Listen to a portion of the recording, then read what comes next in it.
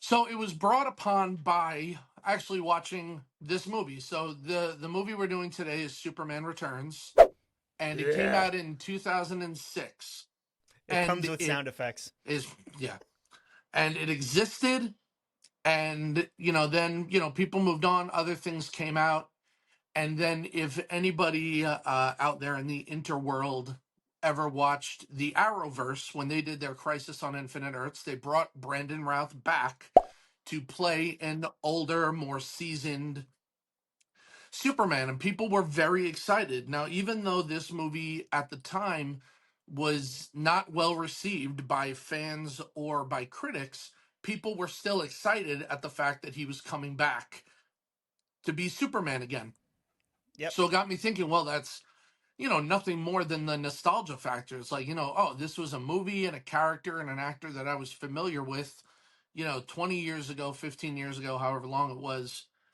And I get to see them again. It's almost like reliving a part of my childhood, a part of my teenage years, whatever that is. And it got me thinking, does nostalgia make us blind to quality? And now this could be, books, movies, TV, video games. I mean, we even have one of our rankings is so bad it's, we have a Batman that's so bad it's good.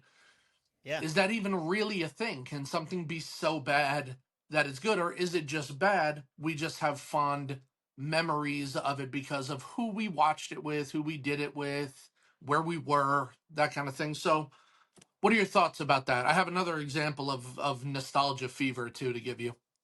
What a great question, might I just pause us and say. That's a phenomenal question. It's like psychological, but it's also so applicable to where we are as a culture, where Hmm. Hollywood is.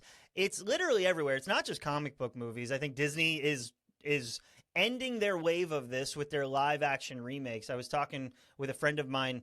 How come they don't remake the Aristocats? How come they don't remake Fox and the Hound? How come they don't remake Robin Hood, those original animated ones? How come it's only like the 90s? Well, it's Yeah. because our generation is at the point where we're having kids. And we grew up with The Lion King and The Little Mermaid and Beauty and the Beast. There's a phenomenal documentary called Waking Sleeping Beauty, which you should totally check out. It's sort of the late 80s and early 90s era of Disney animation. That's the Disney Renaissance. Yes, Little Mermaid to Brother Bear. they found lightning in a bottle, and it was just really good, compelling stories. And so they're targeting our generation that were kids that now have kids with these live action remakes, things like Lilo and Stitch and uh, Snow White that just came out.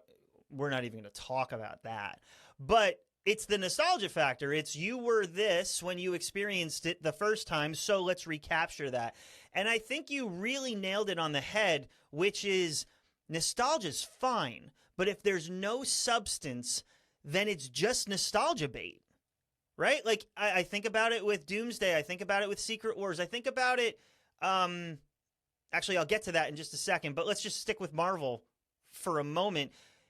If the only thing you're doing is paying off nostalgia, but there's no story that makes sense, there's no character development, there's no movement of this saga that you've built, then all you're doing is nostalgia. That's it. And there's nothing wrong with that, but just be honest about that. Don't say, like, this is brave new territory we're covering for story, because you're not.